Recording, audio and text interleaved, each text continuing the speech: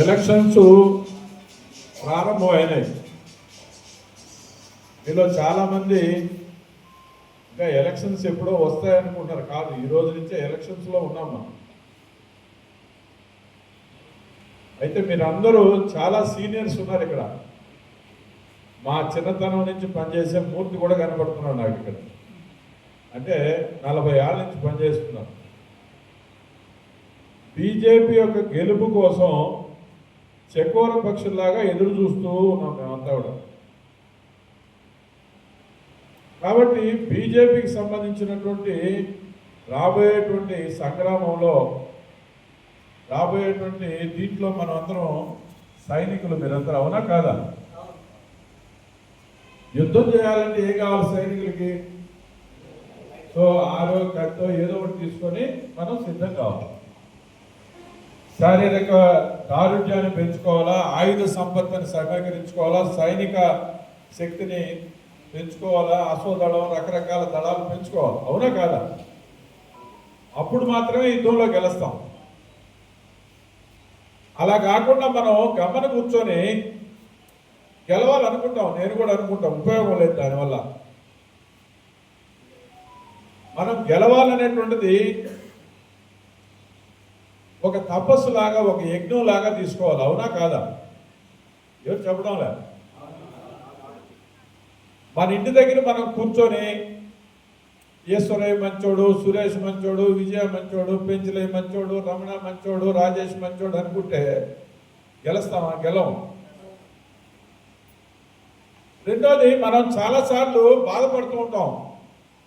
మనకు ఆ పని కావట్లేదు, ఈ పని కావట్లేదు, ఎంఆర్ఓ గుర్తించడం లేదు, సిఐ గుర్తించడం లేదు, ఎండిఓ గుర్తించడం లేదు, అలా ఇండస్ట్రీస్ ఆఫీసులు ఎవరు పనిచేయట్లేదు. నిజమే, ఇది అవమానం మనకి. చాలా సంవత్సరాల నుంచి మనం అవమానాలు పొందుతూనే ఉన్నాం. కానీ ఈ అవమానం ఎట్లా పోద్ది? అవమానాలు పోవాలంటే శక్తి పెంచుకోవాలి. రాజ్యం వీరభోజ్యం, గుర్తుపెట్టుకోండి. అధికారం అనేటువంటిది కష్టపడితే, పోరాడితే సాధించుకోవాలా. రాజ్యలక్ష్మి కానీ ఏదైనా సరే ఒక విజయం రావాలంటే దానికోసం ఒక పట్టుదల, సంకల్పం ఉండాలి. అవునా కాదా? ఆ సంకల్పం తీసుకోవడానికి మీరు అందరూ ఇక్కడికి వచ్చారు. మళ్ళా ఈరోజు గురు పౌర్ణిమ పండగ అయినప్పటికీ మీరందరూ కూడా వచ్చారు, చాలా సంతోషం. మిగతా రాజకీయ పార్టీలకి బిర్యానీలు, మందు ప్యాకెట్లు, ఇంకేదో డబ్బులు ఇస్తారని మనం వింటూ ఉంటాం. కానీ బీజేపీకి అవేమి ఉండవు. ఈరోజు మనం పని బాగొట్టుకొని మన జోబిలో ఖర్చు పెట్టుకొని వస్తాం మనం మీటింగ్. మనం త్యాగంతో మన సమయాన్ని పార్టీ కోసం ఇస్తున్నాం.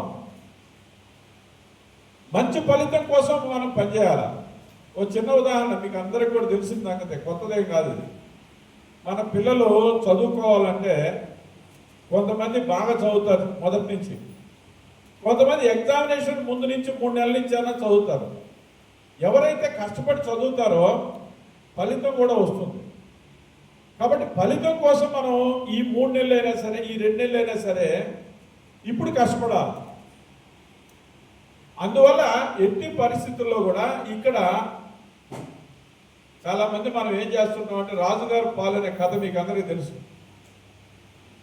రాజుగారు చెప్పి అందరినీ కూర్చోబెట్టి, రేపు అందరూ మీరు తలా కొంచెం పాలు తీసుకురండి అని చెప్తే, నా ఒక్కడనే తాగపోతే ఏమవుతుందని మొత్తం మీద అందరు కలిపి తెల్లార్చారు. అక్కడ నీళ్లు మాత్రమే ఉన్నాయి. ఈ కథ అందరికీ తెలుసు. రాజేష్, మన ఈశ్వరన్న అందరూ చెప్పారు. ఇప్పుడు ఇక్కడ నేను ఒక్కడనే పనిచేస్తే అవుతుందా? లేదు, నేను ఏదో చెప్తుంటారులే పైన ఉండేవాళ్ళు, మనం వినేసాం కదా, వచ్చేసి ఈ చెవులో వదిలేసాం. అయితే ఫలితం రాదు, మళ్ళా అవమానాలే. మళ్ళా మీరు అధికారుల దగ్గరికి పోతే పని చేయరు. ఎందుకు పని చేస్తారు? అందువల్ల అధికారం లేదే ప్రజా సమస్యల పరిష్కారంలో వెనకబడుతూ ఉంటాం.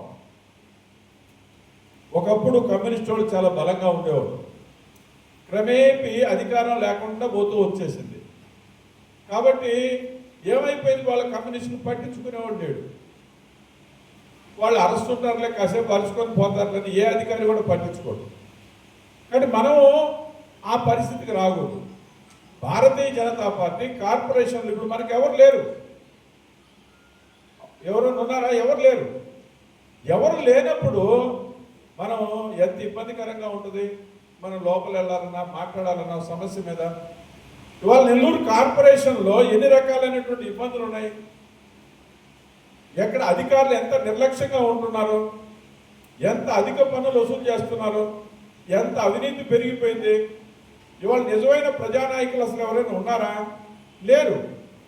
అలాంటప్పుడు మనం ప్రజల్లో మార్పు కోసం పనిచేసేటువంటి భారతీయ జనతా పార్టీ కార్యకర్తలుగా మనం ఒక లక్ష్యం కోసం పనిచేస్తున్నాం, ప్రజల కోసం పనిచేస్తున్నాం.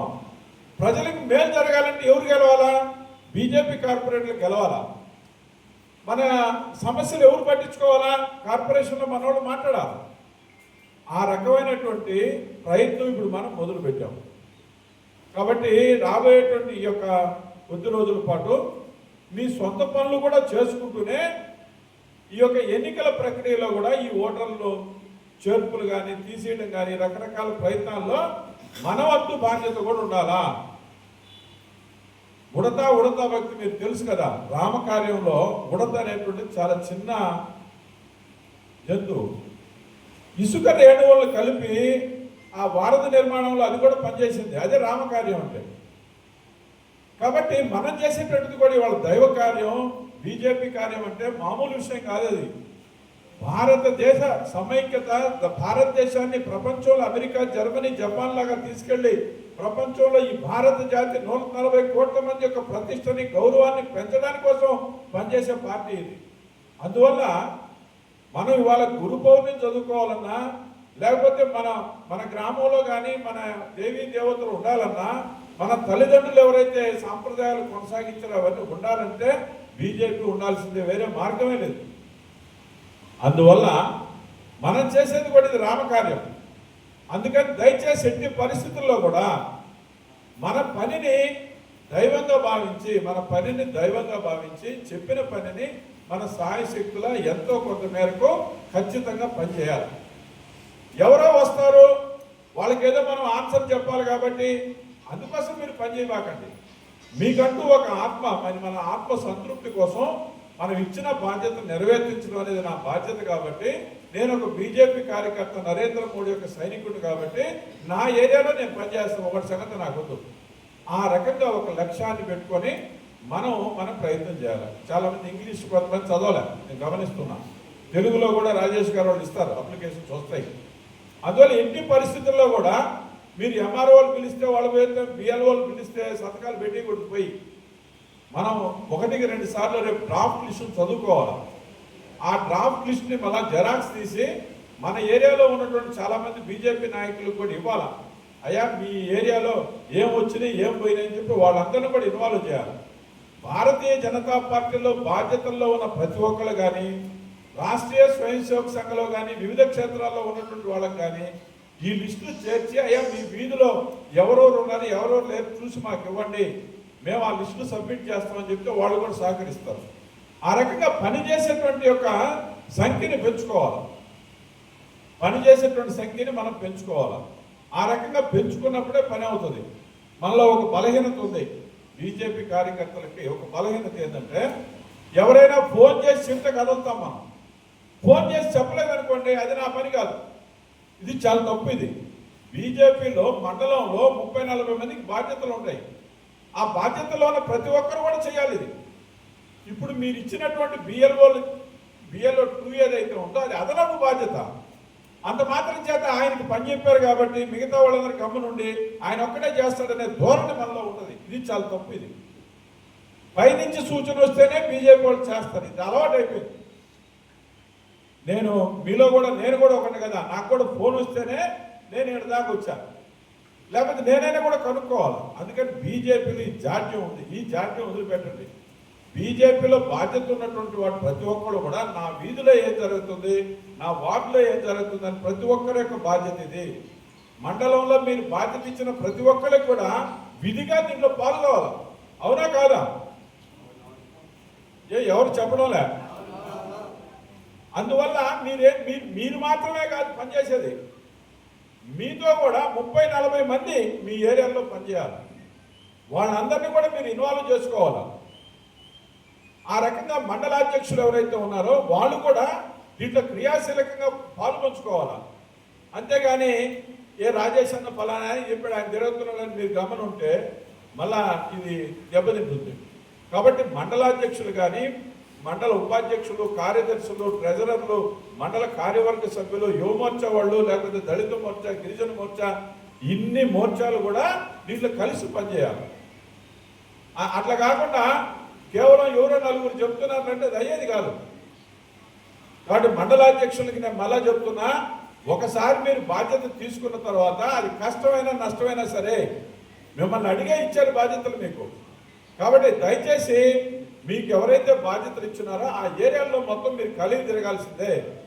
రెండో మార్గం లేదు. ఎన్నికలు వచ్చేసినాయి. మామూలు రోజుల్లో అయితే వేరే సంగతి.